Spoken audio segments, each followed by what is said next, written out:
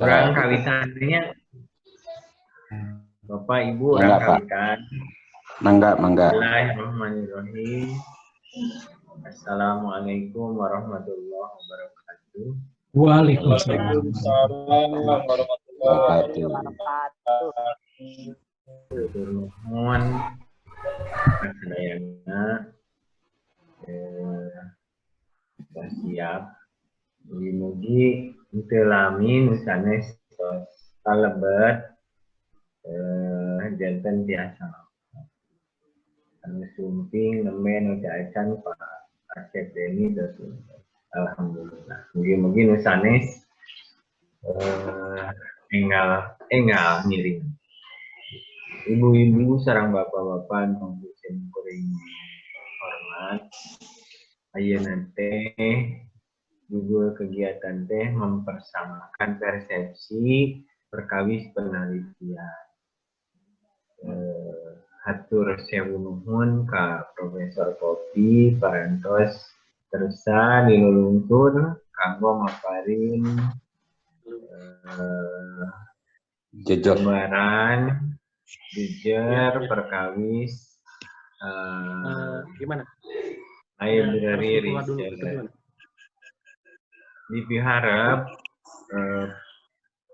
pimpinan prodi biasa sesarengan sami dina persepsi perkawis riset mugi maparin kalancaran ka para mahasiswa ka para dosen kanggo ngagambarkeun perkawis riset. Kondisi ayeuna memang merieuh pisan. Jadi mahasiswa gelisah hoyong penelitianana simpon di waktos. Wanyontang seueur waktos mugi-mugi ku para mahasiswa enggal biasa ngalaksanakeun penelitian metode library. Kumari kitu Bapak Ibu neda izin neda widi ka sadayana urang haturanan wae Profesor waktosna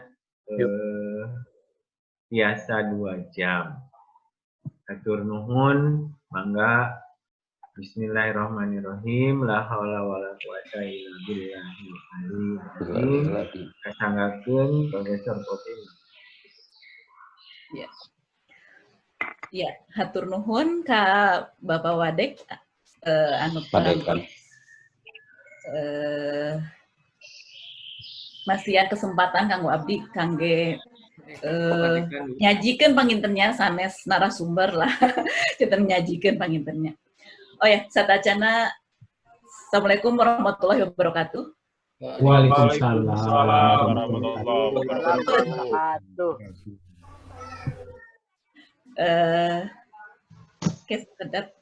Suantena ieu teu jelas teu? Alhamdulillah jelas. Jelas Bu. Sateh teu kedah ngangge headset gitu? Cekal. Jelas Bu, jelas. Pami jelas. Terang. Sehat Pak Dekan? Alhamdulillah, Pak KSB apa? Pak Heri. Bu.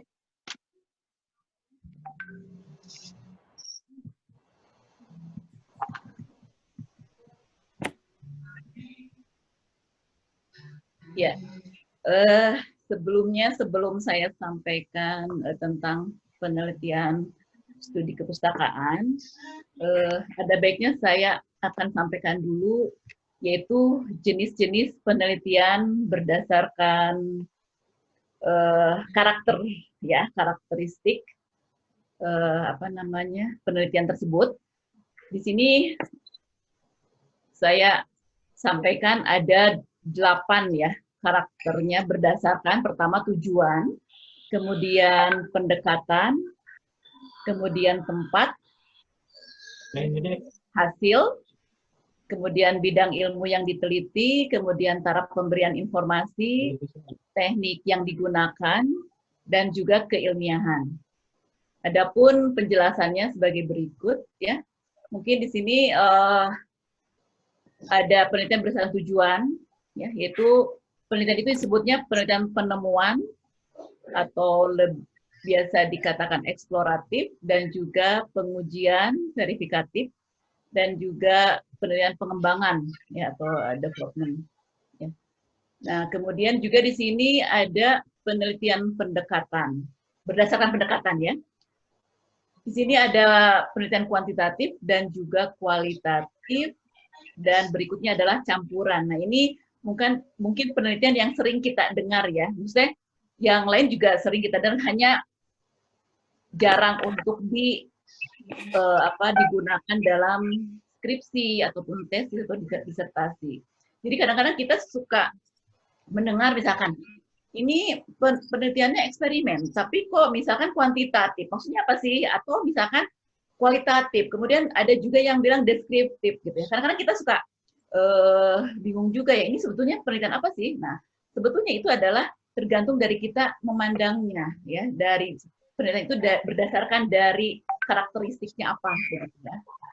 Nah, ini sengaja saya buat warna lain, yaitu penelitian kualitatif, karena nanti ini ada kaitannya dengan penelitian studi kepustakaan tadi, ya. Yang berikutnya adalah penelitian berdasarkan tempat. Nah, di sini dibagi menjadi di lapangan, penelitian lapangan, di mana tempatnya adalah di lapangan, ya. Kemudian di sini adalah penelitian kepustakaan yang akan kita bahas, ya, yaitu library research, di mana istilah ini diambil dari memang sumber-sumbernya berasal dari perpustakaan, ya. Kalau sekarang kan istilahnya perpustakaan itu kan bisa bukan di sebagai tempat di ruangan, ya, tapi sudah merupakan misal digital library, itu sudah bukan tempat lagi, ya. Nah, kemudian di sini juga ada laboratorium, ya, penelitian laboratorium, gitu ya. Nah, berikutnya adalah penelitian berdasarkan hasil, ya. Di sini menghasilkan apa penelitian itu, ya? Pertama dibagi menjadi penelitian dasar dan juga terapan, di mana kalau penelitian dasar menemukan suatu generalisasi atau teori ataupun prinsip tertentu, ya, untuk dikembangkan untuk ilmu pengetahuan. Sementara terapan itu justru menggunakannya, ya, mengembangkan dari penelitian dasar tadi, ya. Dan ini sifatnya lebih praktis, ya, sifatnya praktis begitu. Kemudian penelitian berdasarkan bidang ilmu, ya, yang ini yaitu sering kita dengar, yaitu penelitian sosial dan penelitian eksakta, ya. Dan berikutnya adalah penelitian berdasarkan taraf pemberian informasi. Nah, ini sering kita gunakan juga ini, di mana kita memberikan informasi berdasarkan secara deskriptif, begitu ya. Kemudian eksplanasi dan juga eksplorasi, ya, di mana di sini eksplanasi lebih dalam dari deskriptif, kemudian eksplorasi lebih dalam lagi, ya, jadi lebih komplit begitu ya. Kemudian penelitian berdasarkan teknis yang digunakan, ya, ini biasanya diberikan istilah penelitian survei, ya. Jadi tidak ada perlakuan khusus, ya. Dan yang berikutnya adalah penelitian percobaan atau eksperimen research, ya, di mana penelitian ini ada perlakuan khusus, ya. Jadi sebetulnya kadang-kadang yang sering kita dengar saat ini adalah di mana penelitian eksperimen itu kesannya kuantitatif, gitu ya. Padahal kalau penelitian eksperimen, tapi kalau kita si peneliti itu kan bebas-bebas saja, ya, mau mendekatinya secara kualitatif juga nggak apa-apa, gitu ya. Atau secara mixed method malah bagus, begitu ya. Jadi tidak ada yang kayaknya kalau eksperimen itu adalah kuantitatif, gitu ya. Itu yang ingin saya coba luruskan. Kemudian penelitian berdasarkan keilmiahan, ya. Di sini ada penelitian ilmiah dan juga penelitian non ilmiah, ya. Di mana tentu saja kalau penelitian ilmiah ini menggunakan kaidah-kaidah ilmiah, ya, sedangkan non ilmiah tidak.